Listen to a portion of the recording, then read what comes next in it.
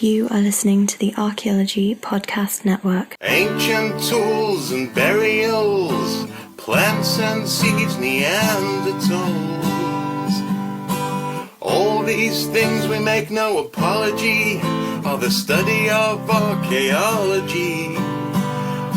But we don't do dinosaurs, no we don't do dinosaurs. Hey everyone, and welcome to the Archaeological Fantasies Podcast, episode 28.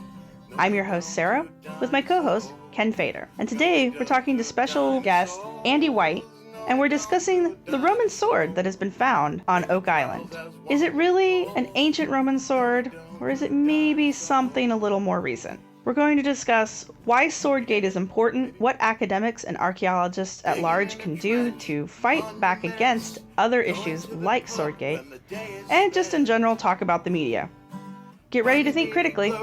You will see are a staple of archaeology.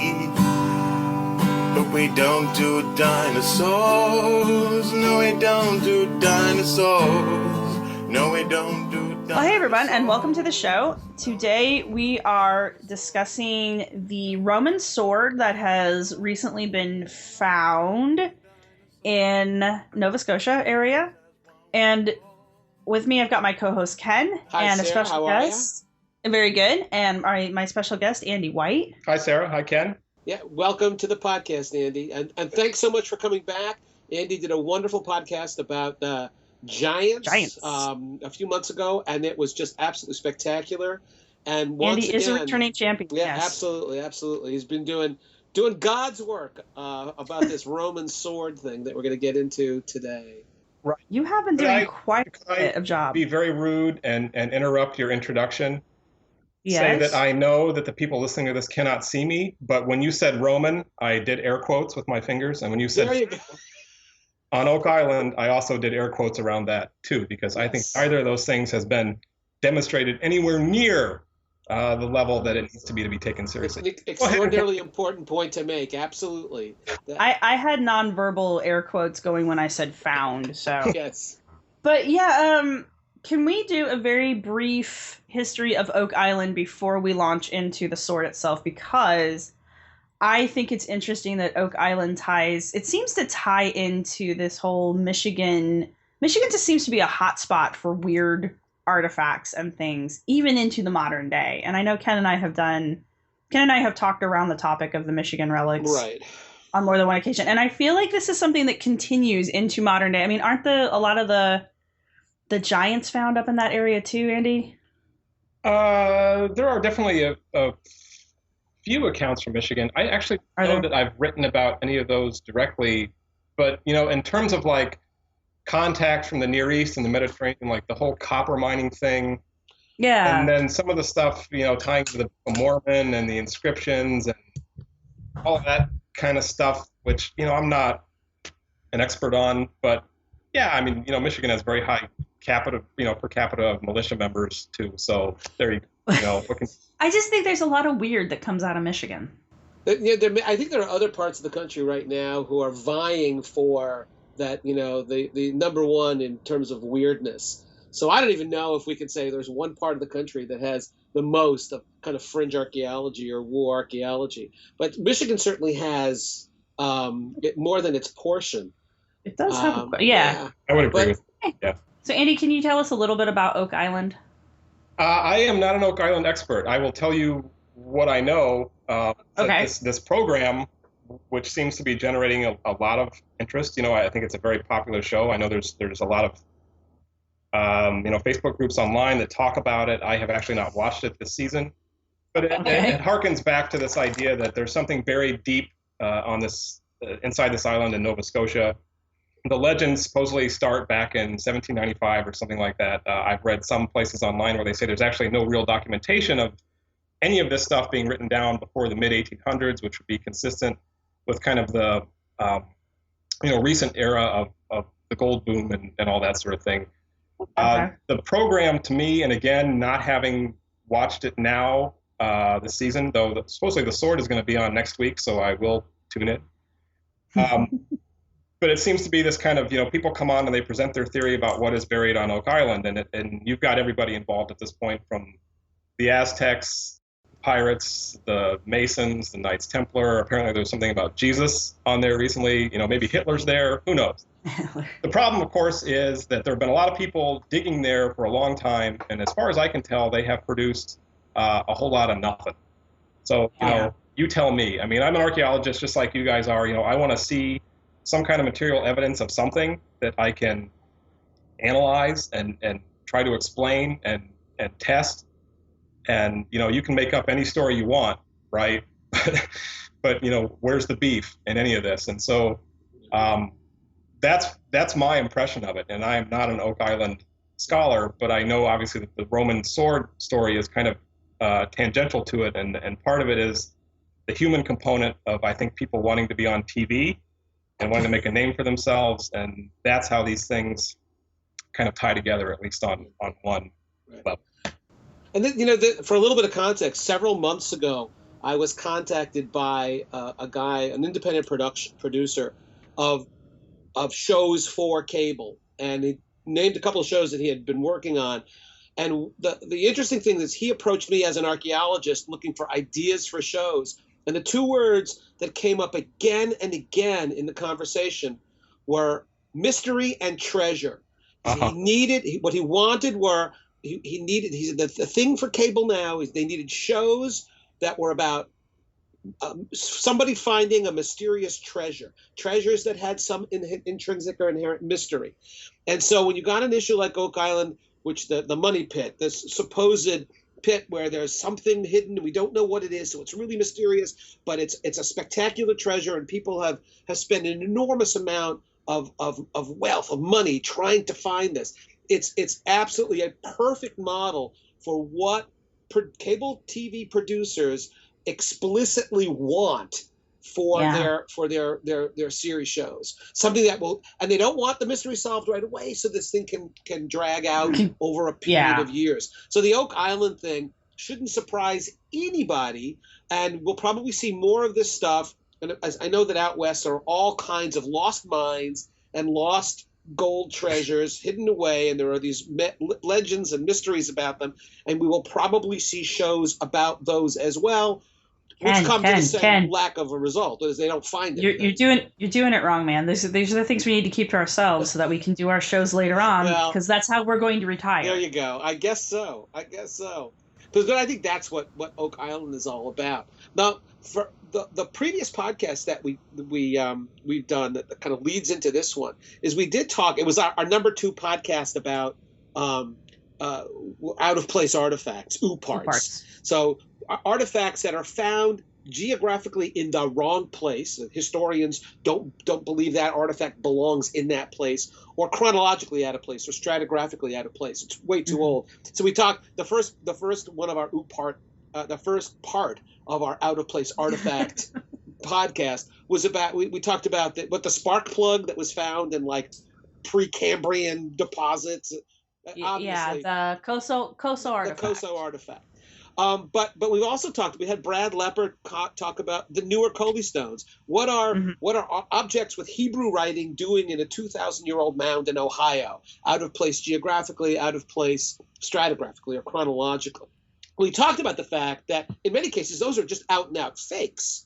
Brad, I think, has shown conclusively, and as have others, that the newer Coley stones were fabricated in the middle of the 19th century, were planted in an archaeological context in order to fool people. So it was intentional. And that's part of a long, ignoble history of doing Piltdown Man, the Cardiff Giant, the Michigan relics. These are all intentionally fraudulent artifacts placed in the soil to fool people.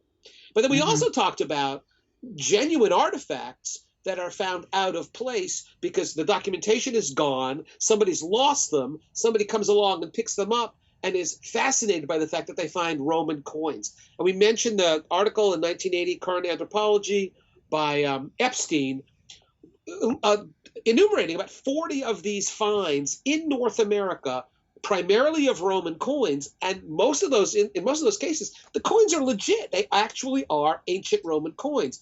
But in each case, he proved pretty much conclusively that they came to the New World in the 19th century, that these were part of an antiquities trade or a tourist trade. People went to Italy, bought Roman coins, brought them home.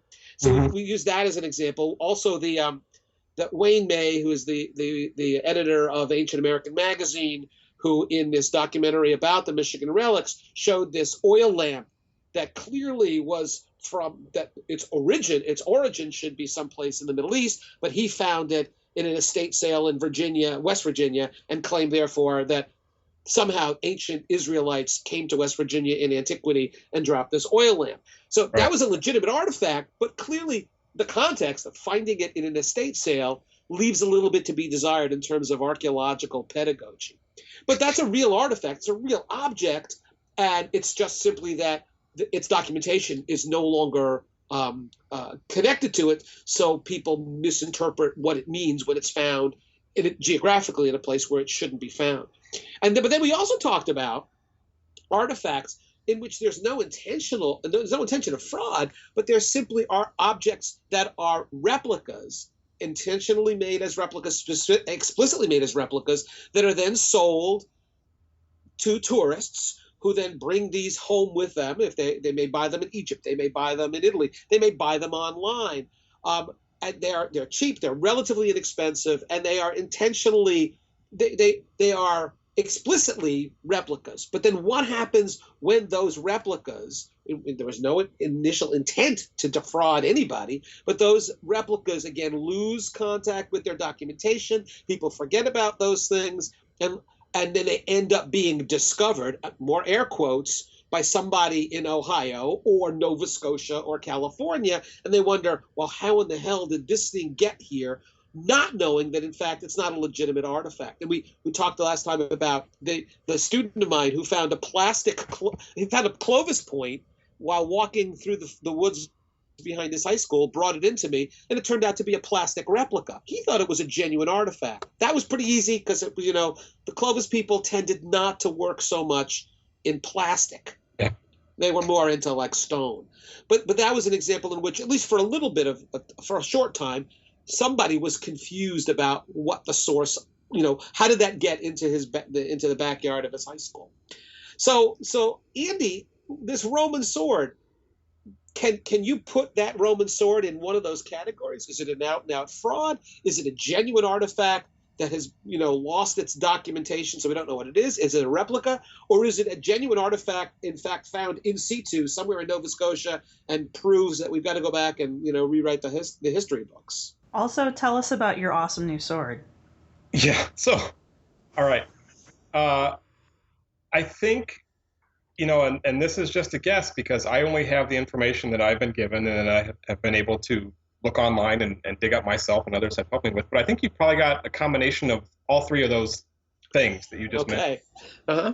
I think the story behind where the sword, how it was found, discovered, smells like baloney to me. What specifically is the claim? The claim is that decades ago it was dredged up, scalloping somewhere off of Nova Scotia in the vicinity of this shipwreck that Pulitzer claims is a Roman shipwreck. Okay. It doesn't look like something that's been underwater for 1,500 years to me. What if they got to back that claim that it's a Roman shipwreck up? Does it look like a Roman ship? Well, I don't. Actually, I feel like I saw some things online from him a long time ago about why they thought it was a Roman shipwreck. There's some piles of rock. Maybe there are a lot of shipwrecks around there. Maybe there are ballast stones, whatever. I don't know whether it was the shape or the size or what. But he says they've got a sonar scan, and it's beyond a shadow of a doubt it's a Roman shipwreck, even though they've not been allowed to look at it. So very allowed to look at it. All right. Whatever. So I put that aside. So the reason I have concentrated on the sword, and I'll circle back around to your question, is because the sword is held up as the smoking gun, quotes, air quotes again, artifact that proves the theory, right? So my understanding of smoking gun is in a court case, if you have a smoking gun, the rest of the stuff doesn't really matter, right? So you've got a smoking gun. The fingerprints, the DNA, the motive, whatever, you got a guy standing there with a smoking gun. So if he's going to put this sword up as the smoking gun, then that's what I'm going to zero in on. That's the best piece of evidence to show that there was a Roman legion that crashed in Canada, and whatever the hell else is supposed to happen, whatever. Right. So the story behind the sword, the discovery story is that it was given to, I don't know whether it was the Oak Island, the Lagina brothers who were doing the show, or the production company, Prometheus Entertainment, or whatever, but Pulitzer was there, I suppose. He's claiming ownership of the photos that he's told me I can't use because he owns the copyright. Somebody came up with this sword and said, yeah, this is the story. We found that it was passed on from, one relative to another. It changed hands like 3 or 4 times as people died. It was found in the ocean decades ago out in this area. So it wasn't even found in the shipwreck. That's right. That's what we know. That's what we've been told. So that's the story. So not great start there. So we don't have a really, really firm chain of evidence linking a sword found in a shipwreck to the sword that's being shown now as a Roman sword. Right. So there's zero, confidence in that part of the story from my perspective. Mm-hmm. But then you can look at the intrinsic qualities of the artifact itself, right? So even if you throw out the convenience story, you can ask, is this a legitimate Roman artifact? Now, I'm not an edged weapons expert. I don't know anything about this stuff. I don't do Roman archaeology, but I looked at the thing and I was like, well, that looks, it looks like it's a copper alloy, right? It's got patina on it, like it's bronze or brass, okay? There's a figure on the hilt. Doesn't really look like any sword I've ever seen. Once I started looking, it very quickly snowballed within a couple of days, like several other of these swords with this exact same Hercules figure on the hilt surfaced in private collections on Italian eBay. A guy just bought one from an estate sale in California for $25, and that one's actually being FedExed to me. It's probably like somewhere on I-70. It's on its way. It's going to I can look at it first. Nice. And then you can buy a modern reproduction in cast iron on Amazon.com for $28. And it's a very cheap antique. Right. So, but ancient artifact, I guess I should say. I think all of these things kind of feed into trying to understand the story of like where this Nova Scotia sword actually came from, what it is, and being that we have not been given the supposed XRF data that he has collected on the metallic composition of it, mm-hmm. and being that there is no good provenience story, like this is all we have to go on, and the fact that there are many of these things floating around out there should give anyone pause, I think, as to believing that this is an authentic Roman artifact based on an assertion and no other evidence. And so that's where it kind of took off for me because, my BS detector, I think, is pretty finely honed at this point. I've been in archaeology for a while, and I've been, actively working with my blog and kind of trying to address pseudo-archaeology and do my civic duty online for over a year now.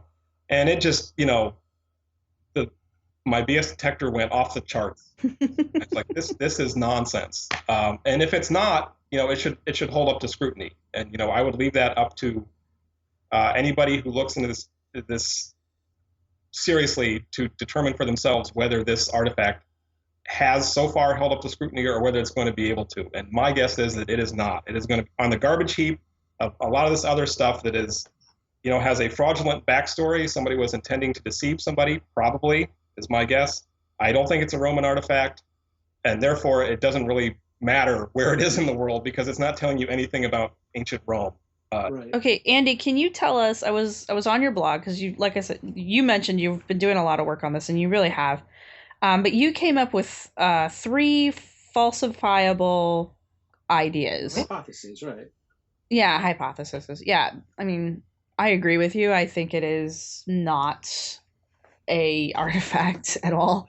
But can you briefly go over your 3 points and kind of tell us how they should be falsified if this artifact was real? Sure. So, we're all archaeologists here, right? And probably a lot of people listening to this are archaeologists. So the way we go about trying to understand the past is you come up with a general idea or an explanation, and then you try to find a way to prove yourself wrong, right? You try to find an expectation that if my idea is right, then this should be true. And if it's not true, I should be able to prove it wrong.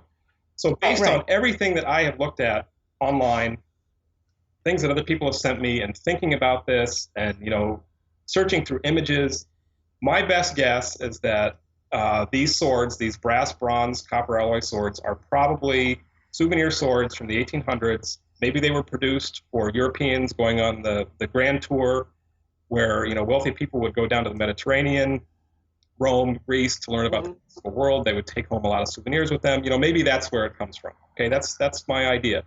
And in this case, these were not made intentionally to hoax anybody, or not. Listen, you want a sword that looks like an original Roman sword? You can buy this. It's very inexpensive. Right. So that's the idea, right? So that would be like the first generation of sword. I don't think there is an authentic Roman original sword that looks anything like that. If there is, show it to me. That's expectation number one, right? If there's an authentic Roman sword in a museum in Naples somewhere, how come we haven't seen a picture of it yet? Yeah. Me, and I know a lot of other people who've been emailing me, have been looking for this thing. We have looked through old, books that are available on Google Scholar that have the contents of the Naples Museum, illustrated from 1844 and so on and so forth. People have emailed the Naples Museum. As far as I know, no one has gotten a response. There is no positive evidence that there exists an authentic Roman sword of this design, period. Well, and the description of the icon on the sword is very suspect to me, because I went to Ancient Origins, the website there, who I think are the big supporters of this. The story they've created around the icon, it's obviously a Hercules reference because of the whole loincloth and all that stuff. And you point that out in your description of it. But the story as they continue to go is like, he's obviously holding up something that symbolizes the destroyed Norse tree of wisdom or something like that. And like he's destroying a temple around him. So it must mean that this was a sword meant to protect Roman gladiators as they went out in the world and explored. And I'm like, Roman gladiators are not explorers, and so why would they have swords to protect them? But it's just like they have this very elaborate story based on this icon, and it doesn't look anything like that to me. Also, I don't know why they would have had any interactions with the storyline that they have had interactions with. The figure is clearly Hercules, Yeah. He's got his lion skin on, the first labor of Hercules, and I'm learning all about this stuff because I don't know anything about Hercules. Yeah, I mean, Fine. it's clearly a Hercules figure. So, But what he's doing is anyone's guess. right, so he had to go slay the lion, the Nemean lion or whatever it was. That was the first labor, and then he wore his skin as armor. It was so hard to kill the lion because the lion had tough skin, I guess. Then he puts the lion skin on him. So, and the best preserved example of the sword, which is the California sword, which again is on its way to me. Hopefully, we'll be here tomorrow. Yeah. You can see the paws of the lion skin both on his knees and coming over his shoulders. And if you Google Hercules lion skin, you get all kinds of images from Renaissance art and whatever. Hercules wearing his lion skin, and it was popular in Rome too. So that's okay, right? Yeah. He's probably holding a club over his head. Hercules used a club a lot. You can find all kinds of Roman statuary with Hercules holding a club, use it to beat up on the lion or whatever else. There are other animals at his feet. There's this weird kind of floral thing between his legs that it's kind of got 9 sinuous parts on it. Maybe that represents the 9-headed Hydra. Hell, I don't know. I don't do this stuff. I don't know. But it's definitely supposed to be Hercules, and it's like a Roman-looking short sword.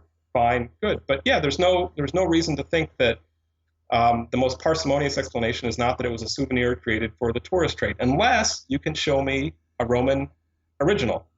Right. And nobody has produced that yet. That's expectation number one. Falsify my hypothesis. Right. Show me the original. Because I say that there isn't one. Right? Prove me wrong. Number one. Right.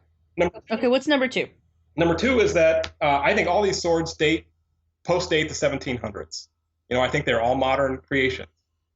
In order to prove that wrong, all you have to do is give me some kind of context for any sword that shows that it is of Roman origin or that it predates the 1700s.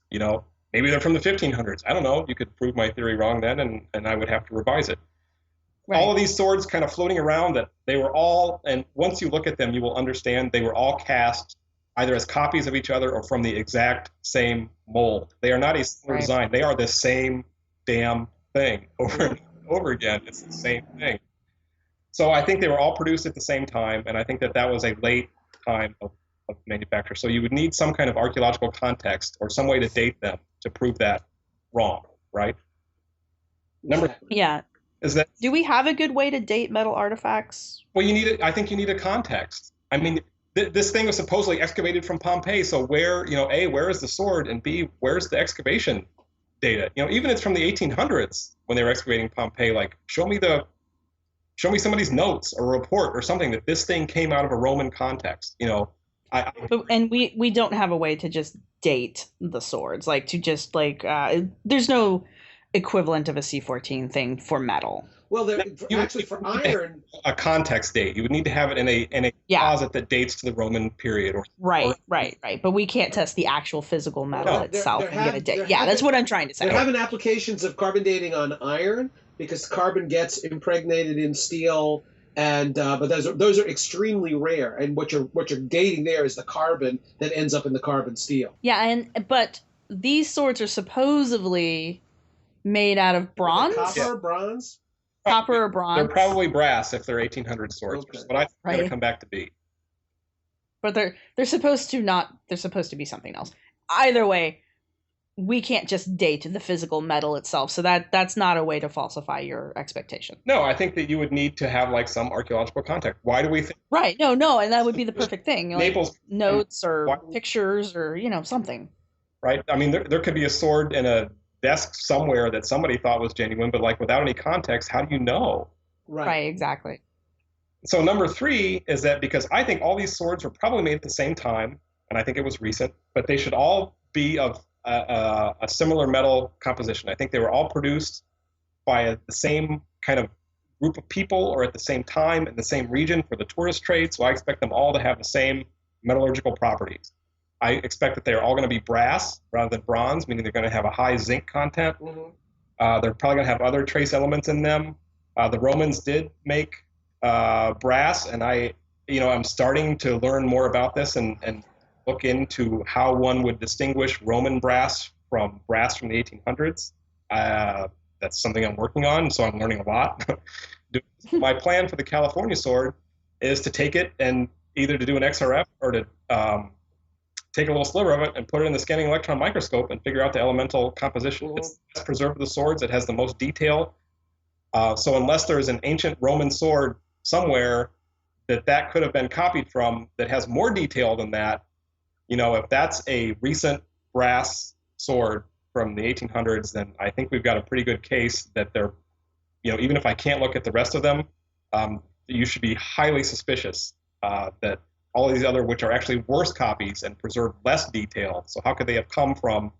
How could they be older? Right. You couldn't have made a more recent reproduction sword with more detail than the original.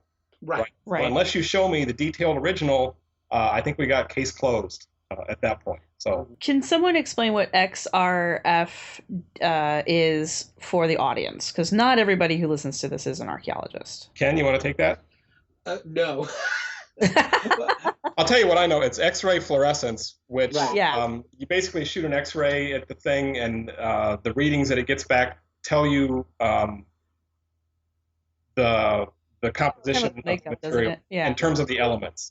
Right. So right, and it can give you very minute readings on it, so that your trace elements that you were talking about earlier, right. So we'd be able to pick those up. Percent copper, percent zinc, percent lead, percent arsenic, right. And so different kinds of metalworking, have different kinds of signatures. Now, how mutually exclusive those are and how much overlap there is something that I'm still learning about. Because again, like most of the time, I work with hunter-gatherers who are doing chipped stone, so I don't know a lot about this stuff. But you know what? To try to evaluate this artifact that's going to rewrite history, I'm going to learn something about it, and I'm going to use an evidence-based approach to try to come to a conclusion. So there you go. There are a number of techniques that archaeologists apply to determine the trace element composition of raw materials. I'm familiar with neutron activation analysis, which I was working on a project even when I was an undergraduate for one of my professors, looking at turquoise in the Southwest and in Mexico. So XRF and a number of other techniques are used to get very, very precise measurements of percentages of the raw materials, the trace elements, impurities. And if, as Andy said, if the signature of a particular source or a particular kind of metallurgy, if it's precise, it can be distinguished from other sources. So you can, with obsidian, you can trace obsidian sources to specific volcanoes because it's very consistent that the trace elements in that volcano differ from the volcano that's 20 miles away. The question here is, when we look at elemental composition of an end product of metallurgy, it very well may be that specific times and specific places, the percentages are unique or diagnostic to that place.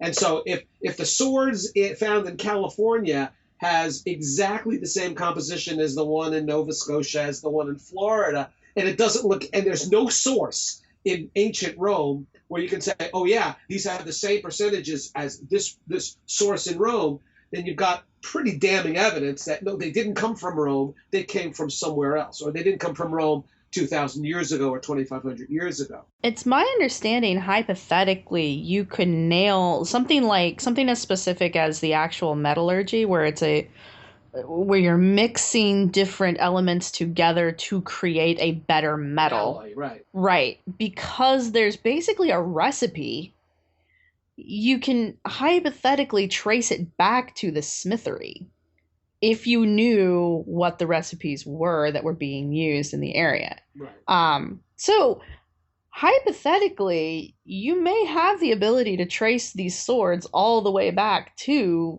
the manufacturer themselves, just based on the metal. Yeah. But I mean, that's a complete hypothetical. No, I think and that's going to be fun, because I mean, I think there are kind of two tracks here. You know, one is getting the actual data from the swords itself. And like, I would love to have a look at the original sword.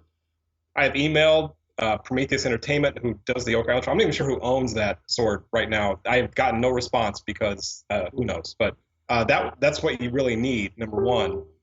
But I can get data from other swords. You know, the California sword, and I'm working on some other ones. I'll just leave it at that. But sure. And then number two, you know, you need to know what those data mean. So there is a lot of literature out there already about Roman metalwork, how they made brass.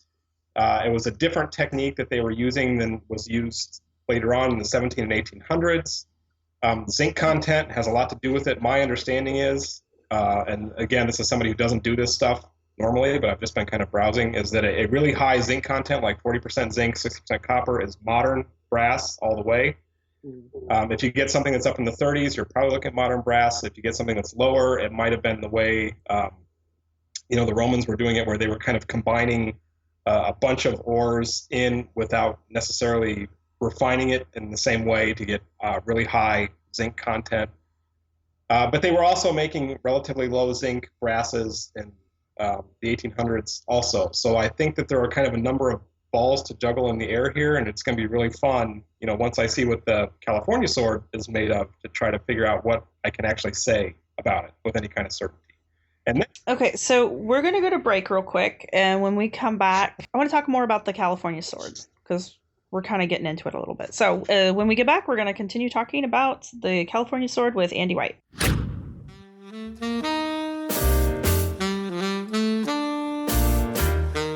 Telling a different story to the traditional lines of archaeology, the Archaeologist podcast seeks the stories and ideas that are often overlooked or not considered real archaeology. Video games, anarchism, and archaeology in the middle of hostile areas. Host Tristan doesn't search under the rocks, he destroys them. Available on iTunes every fortnight.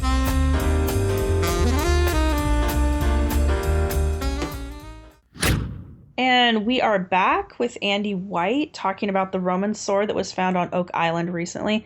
And Andy, you've mentioned the sword that's coming to you from California. Can you tell us why you're so excited about this particular sword? No, I think, you know, it was a couple days into Swordgate, what I call Swordgate. I do like the Swordgate. Please look for hashtag Swordgate because it is hilarious. That's right. It was just a couple days into that where I believe I was under threat of lawsuit and other things were happening. I got an email out of the blue, and this guy says, hey, I just bought this in an estate sale a little bit ago, and it kind of looks like the sword. And I clicked on the picture, and it's the exact same. Awesome. And it's the best one. Like, you can see, you know, the hairs in Hercules' beard. You can see the grain on the club. You can see details in it that have been rubbed off all of the other ones, which is really interesting, both for what it tells you about what's a reproduction and what's an original, and what it might tell you about, like, what the iconography is supposed to be, you know? So I know, like, the sword that I bought from Amazon, this modern cast iron reproduction, has all kinds of grinder marks on it. It's really crude. So I'm really looking forward to seeing one that might be a more pristine example of what I think was a 1800s tourist sword, and having a really good look at it, at how it was made, what's on there, and then I'll be able to get elemental composition data. The owner wants to remain anonymous, so I've honored that. He's been really cooperative. We've had a really nice, cordial email exchange. And as long as, what the SEM, scanning electron microscope, needs is a really small piece, which I think it will be, like maybe just like a tiny little shaving, he's all right with me taking a chunk off of his sword and getting some really good, clean data on what kind of metal is in it. That's really awesome. Yeah, it is. And so it's great. So he's FedExing it to me, and it's been outstanding. I mean, one of the best things about Swordgate for me has been it really feels like a kind of ground-up effort. My BS detector went off along with a lot of other people out there on the internet, and they have sent me emails and done a lot of work as far as contacting antique dealers and watching videos and searching online for things. And, I've almost just kind of been a filter for putting that back out there and being kind of a central place for that. And it's been really rewarding to kind of be able to play that role, because I think a lot of us who are archaeologists, like, we see these nonsense stories and it's like, you want to do something about it. And this is one that gained enough traction that a lot of other people in the world also wanted to be a part of it. And I think that's pretty cool, really. No, that is amazing, actually. Yeah. It's an important point to make here is that on a couple of websites that I was looking at the end of 2015, this story was listed as one of the really important stories in terms of having to rewrite history. Yeah, good one. That was discovered in 2015, and again in all of those summaries, they were talking about the people involved in discovering and analyzing the sword were historians or researchers or scientists. Without in these summary articles, without any checking of who exactly is behind the sword. Are they really historians? Are they professional researchers or scientists? So it's important. And I'm not seeing a lot of names. I'm seeing a lot of experts say, but I'm not seeing a lot of names except for one. Yeah, can I get on my soapbox here for Please 60 do. seconds? No, we don't do soapboxes on this show. All right. I have a bunch of blocks that my kids play with. Can I stand on one of those? You can stand on blocks. We can do that. I got a glass of wine too, just so you know, because we're talking right now. Perfect. The media channels that this has gone through, the journalists that have put their name on this story and reprinted it, or massaged it around a little bit and tagged it as their own, have been totally asleep at the wheel on this one. Like you said, Ken, there has been so little critical thought going into who these people are, and calling them historians and archaeologists and experts and so on and so forth, and just kind of not ever asking the appropriate journalistic questions about whether what's behind this story, what's going on here, and just kind of accepting it and getting it spoon-fed to them and then spoon-feeding it back to everybody else. And look at these stories that came out in the early days of Swordgate, and they have tens of thousands of views and shares, whatever. How do you compete with that?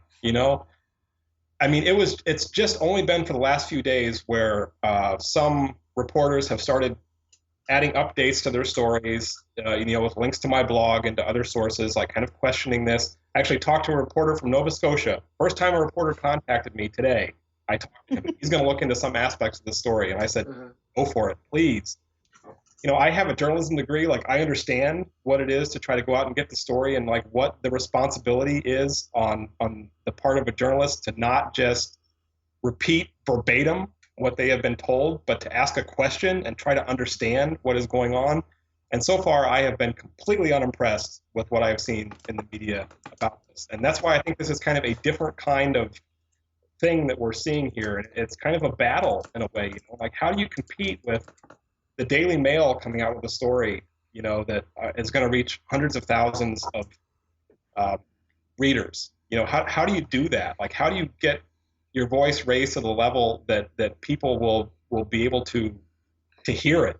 People who are looking for something else, because the reporters certainly have not been so far for the most part, and it's been really pretty discouraging in a lot of ways. They've given these guys a free pass, and it's nonsense. I know it's frustrating. Go ahead, I was Ken. just going to say, it reminds me of the Winston Churchill quote that a lie gets halfway around the world before the truth has a chance to get its pants on.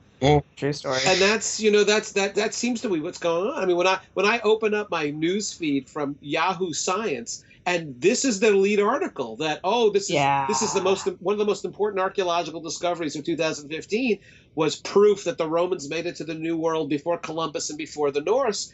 And you sit there scratching your head and you go, what are you, where is the beef? Where is the evidence behind this? But that leads me to a question, Andy. I mean, you're a prehistorian, right? You do archaeology here in North America. You heard this story. You are exhibiting the kinds of due diligence that any rational person would apply to this story. The people who are Pulitzer and those guys, what research have they actually done? Have they consulted specialists in Roman swords? Have they tried to track down an actual provenience for this thing? Have they done any elemental analysis? Where's the article that we all of us skeptics can read and scratch our heads and say, oh, gee, maybe they've got something?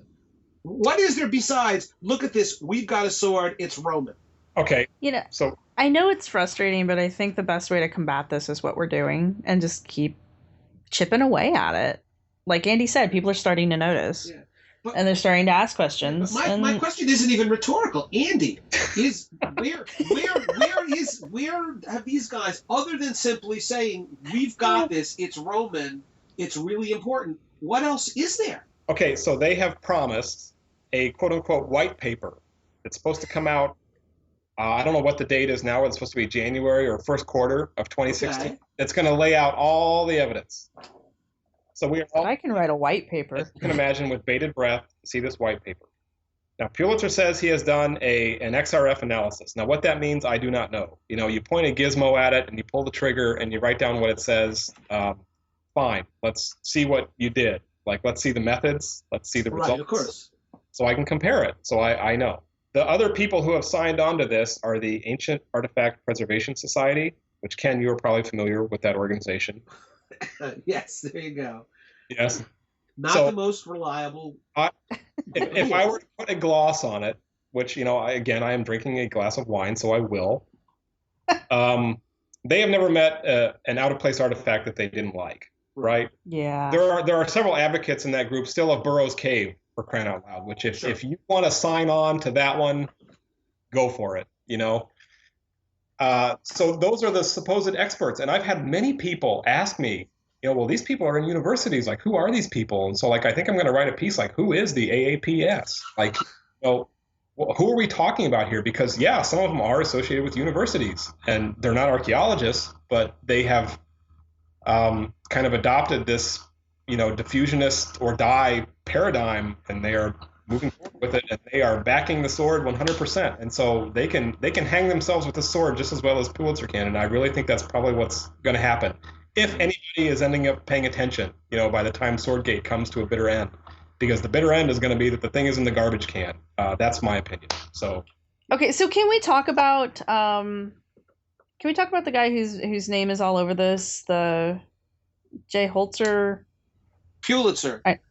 It's pretty interesting. In most cases when scientists or historians are arguing a point, and even if it's a very contentious and very controversial, it's extraordinarily rare for one person to threaten to sue another person based on an opinion. Yeah. That kind of, it shows the level of, or the quality of the discourse that's going on here. If you can't simply say, hey, listen, I think you're wrong.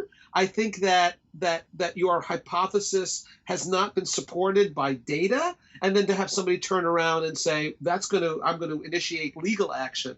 That's really out of kind of the norm or the standards of scientific discourse, which is what this should be all about. This shouldn't be about, it's not about personalities, and it's not about cherished beliefs. It's about, you say this artifact represents something, we are skeptical, show us evidence. That shouldn't incur even the threat of legal action, and yet it has. So I don't think he has any. I don't think he has a leg to stand on there, though. I mean, I've been threatened to be...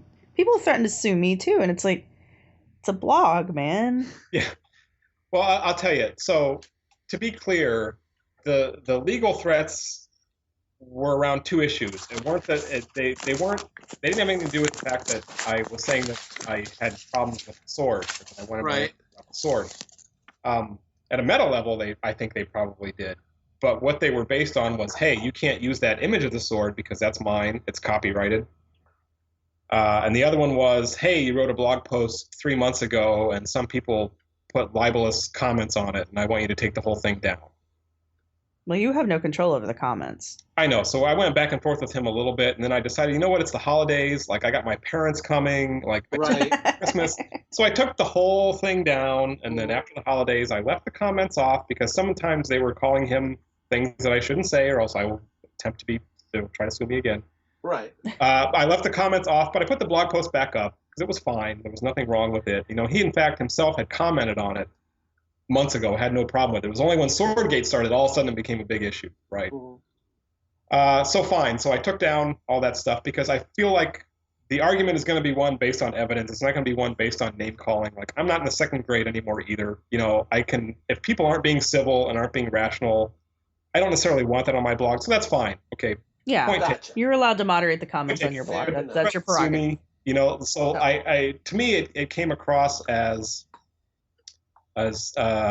yeah, you know, you're putting heat on me and I don't appreciate it. So what can I do to put some heat on you? And that's what it felt like. That does not deter me from continuing to try to ask the questions, because I think as a responsible archaeologist and a public academic, that's what we are supposed to do. And as a normal course of science is to be skeptical and to try to prove things wrong and to make sure that the I's have been dotted and the T's have been crossed. And to like circle back around again, you know, these other swords started materializing out of the ether within 24 or 48 hours of the original blog posts I started doing this.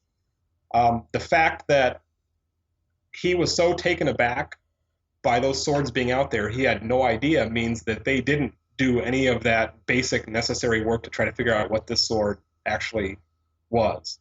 Right. And if I were in his position, I probably would have been kind of frightened by that too, you know, because it started coming crashing down, I think, pretty quickly. So what are you going to do? You know, happy holidays. So I took the blog, I got rid of the quote unquote copyrighted images and moved on, and you know, the story doesn't really change. Like, it's still, the answer is still out there and it's still going to be found, and this other stuff can be pushed aside as kind of a nuisance. So that's my position. Well, that's the part of this that really confuses me, because, you know, they're posing themselves as an academic group, posing themselves as scientists and academics.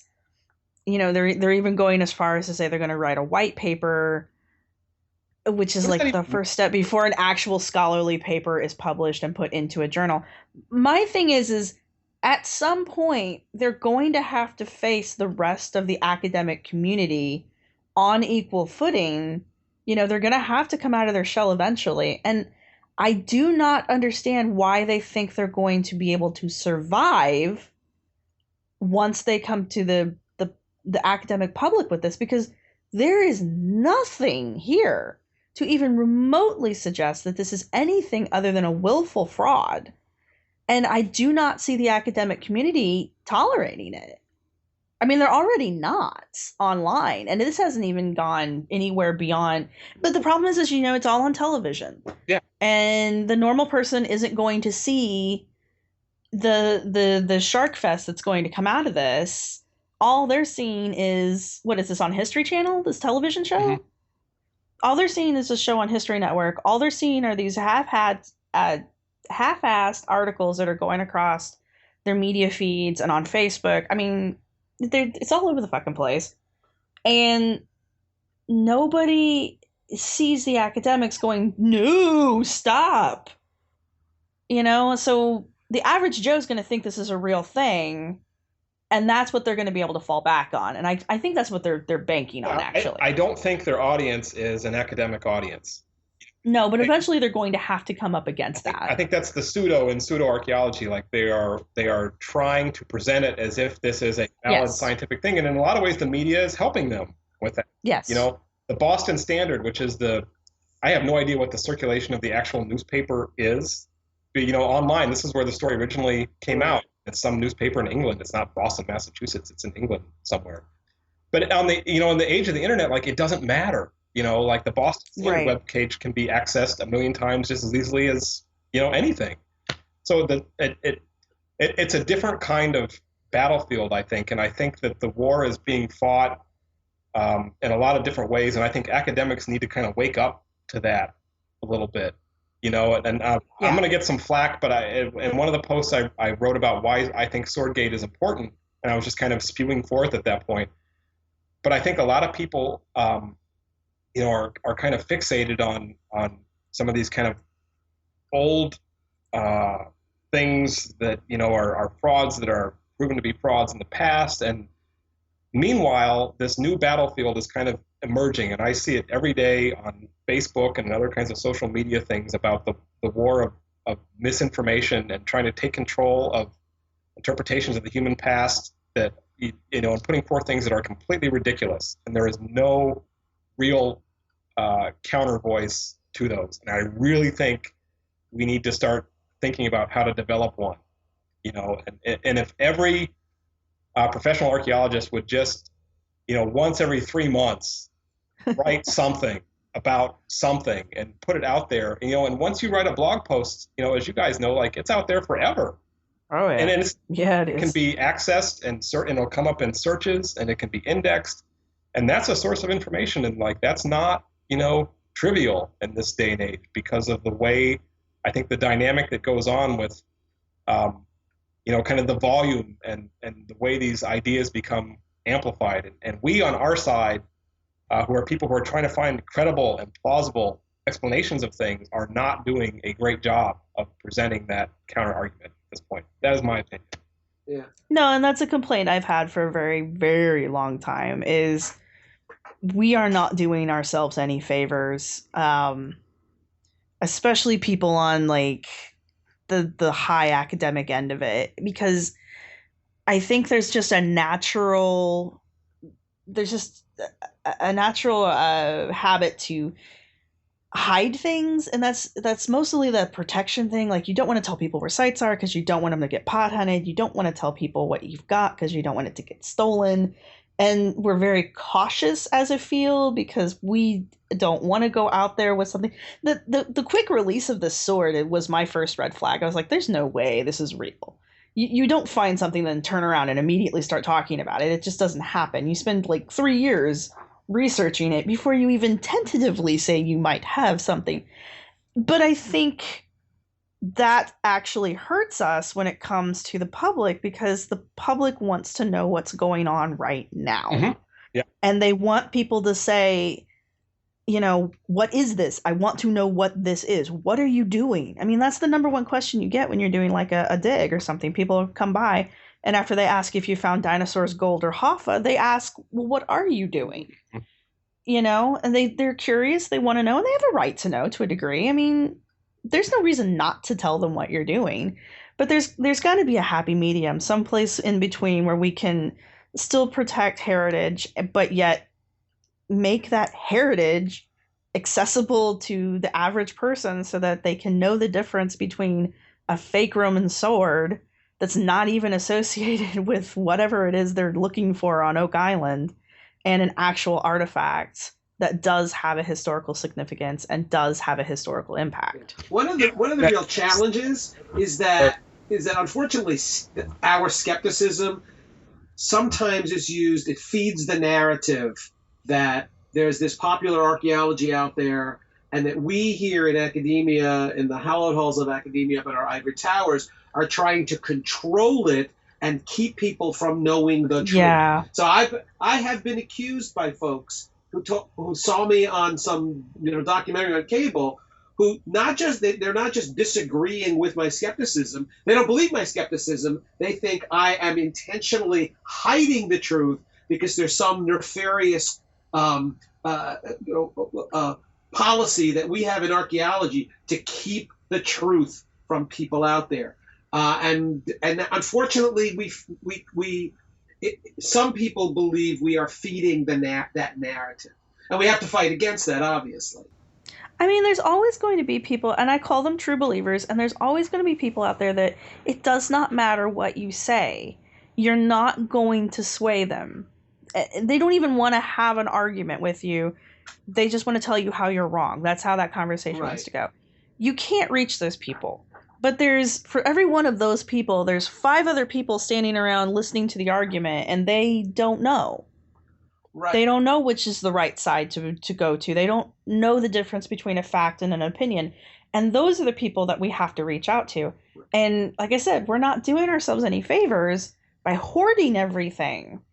We got to get it out there, and we need to get better at, and I think the 3 of us here are probably a little bit better at communicating with the public than maybe the average person. But I really feel like there should be classes taught at the undergrad and the graduate level that teach you how to talk to people and how to present your research to people, not just conferences, but like people.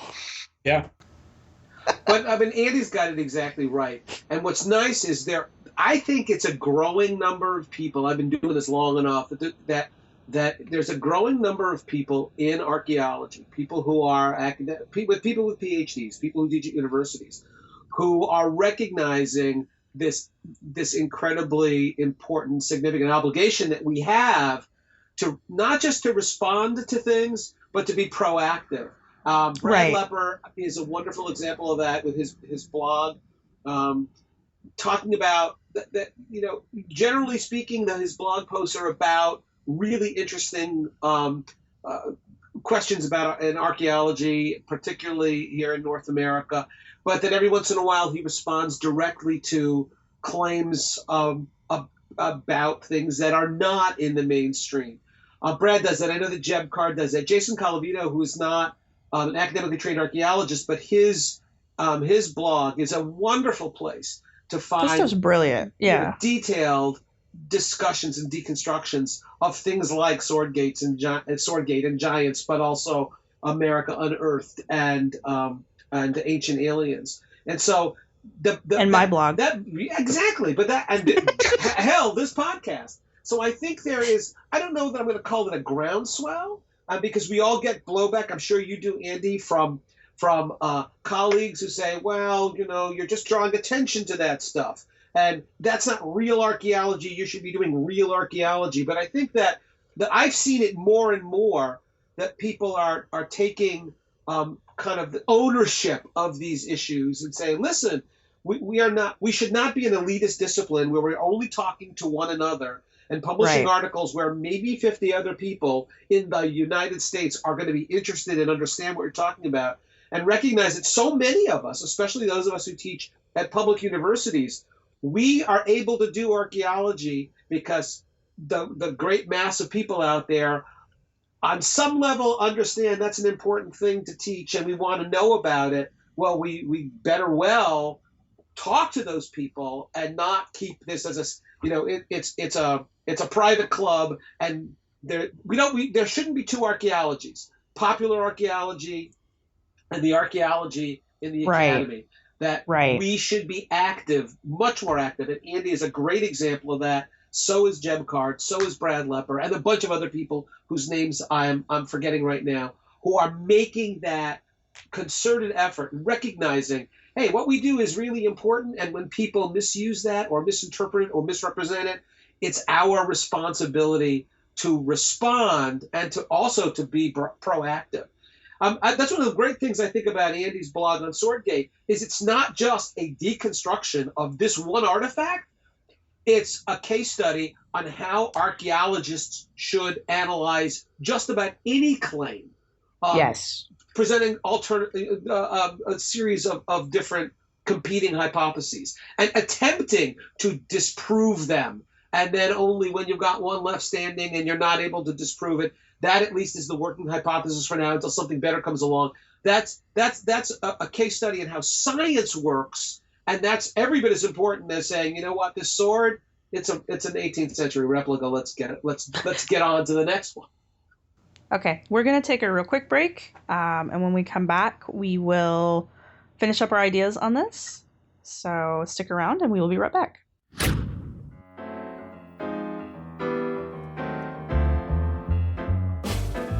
Jenny McNiven, host and diva of the Struggling Archaeologist's Guide to Getting Dirty, brings a witty, personal, and often musical view of archaeology. From personal experiences to just telling you about something she really loves, you'll always be informed and entertained. Listen to the Struggling Archaeologist's Guide to Getting Dirty on iTunes and Stitcher Radio, and at www.archaeologypodcastnetwork.com/struggle-arc. Let's get back to the show.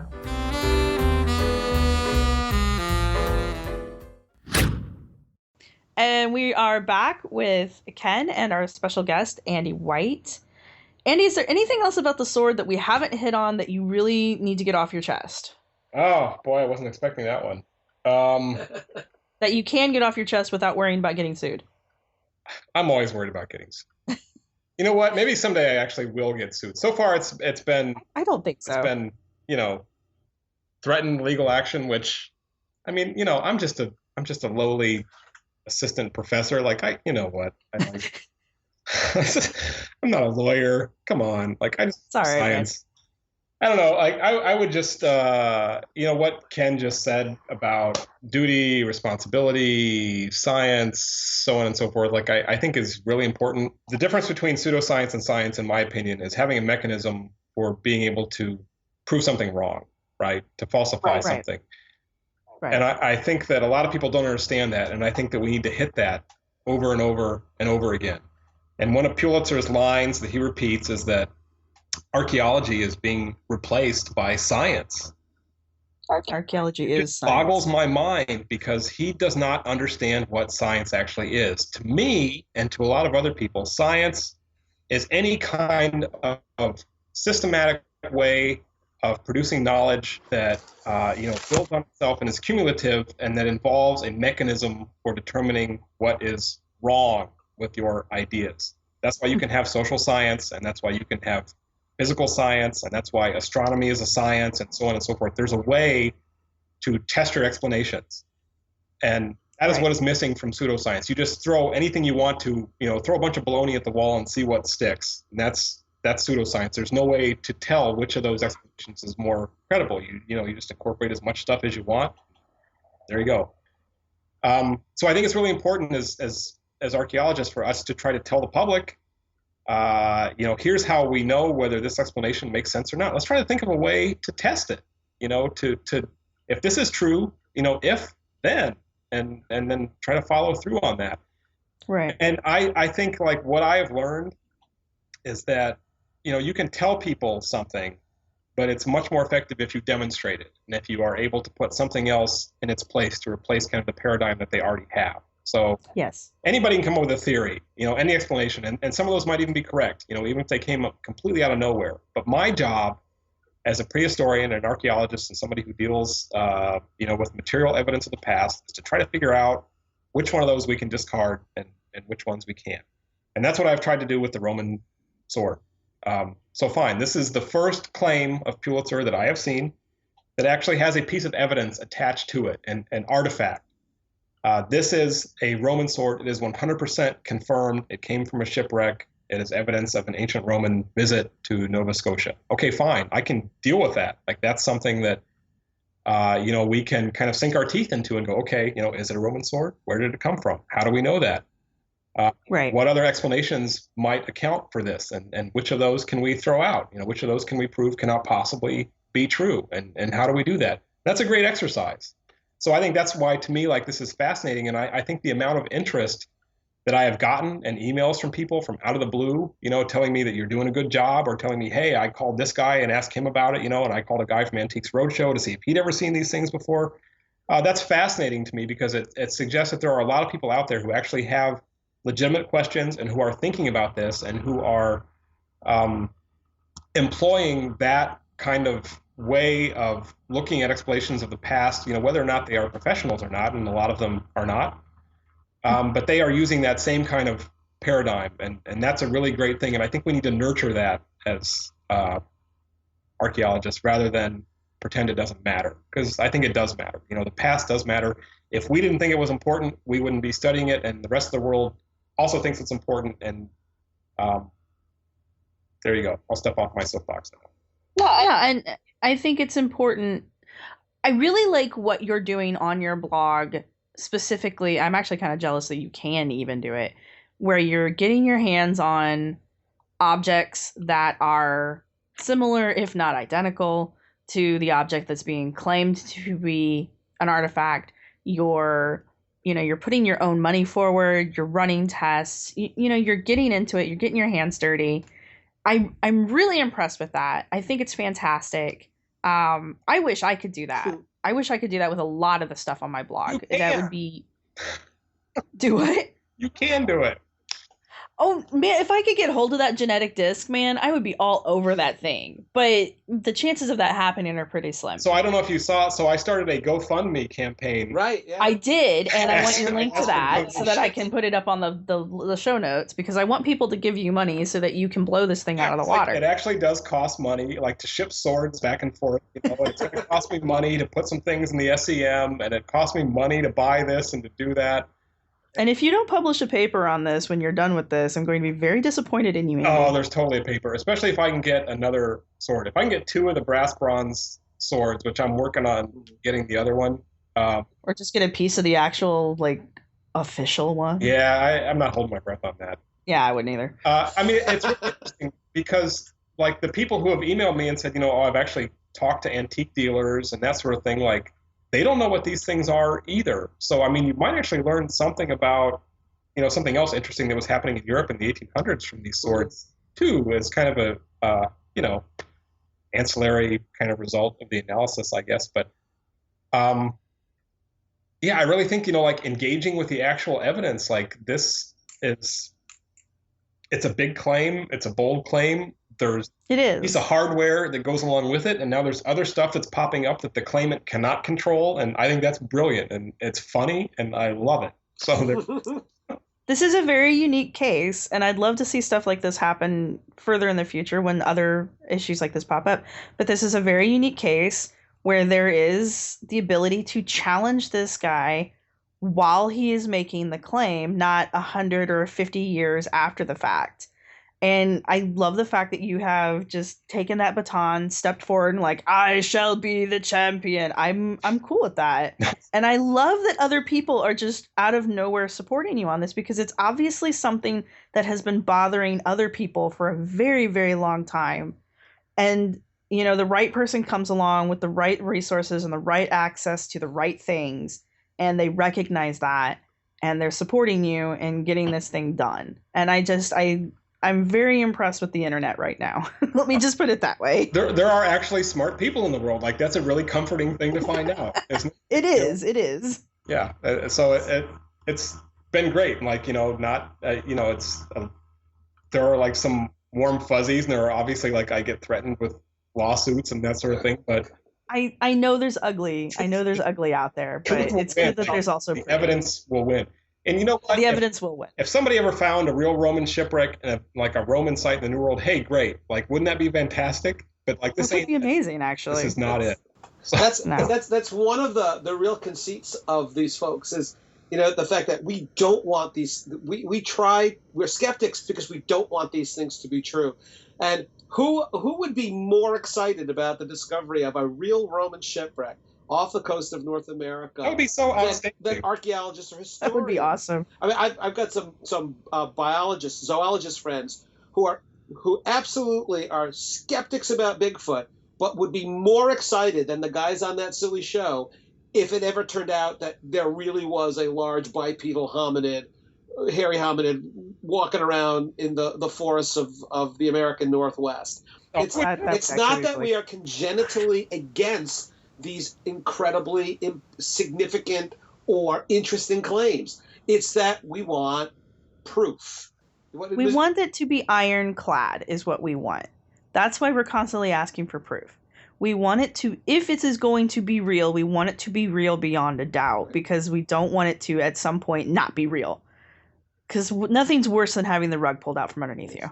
Okay, and as we're talking, I have this, having just seen Star Wars: The Force Awakens, I have this image in my mind of Andy as Obi-Wan. Don't ruin it for Ken. Don't ruin it for people, Ken. No. But this is Andy as Obi-Wan saying to Pulitzer, "These are not the swords you're looking for." That's what you're looking for. That's awesome. There you go. All right. Oh my. Any very last comments, Ken? The only bottom line here, and you've kind of answered this already, Andy, what's important about this?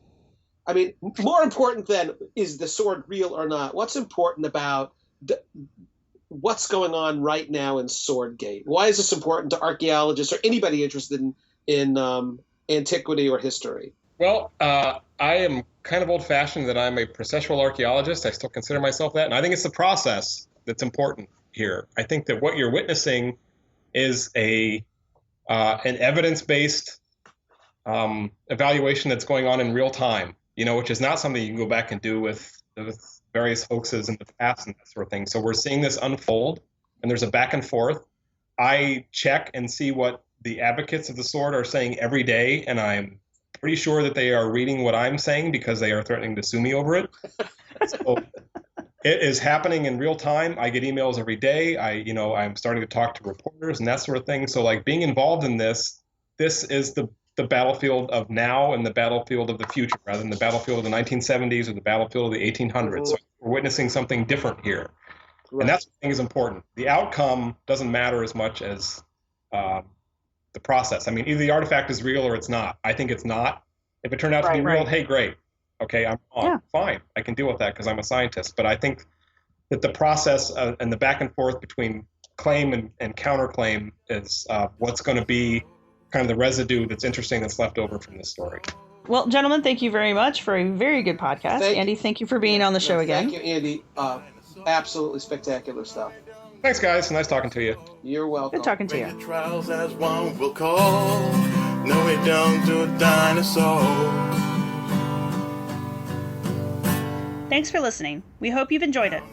Our music was provided by Archaeosuit Productions. If you like what you've heard, please subscribe and rate us on iTunes or Stitcher and share us wherever you use social media. You can contact us with your questions, comments, or angry email at archifantasies@gmail.com. You can follow the podcast at www.archaeologypodcastnetwork.com/archifantasies.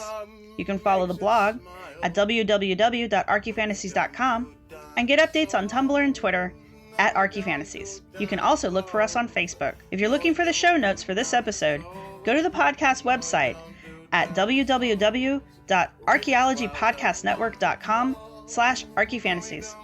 Thanks again for listening. No, we don't do dinosaurs.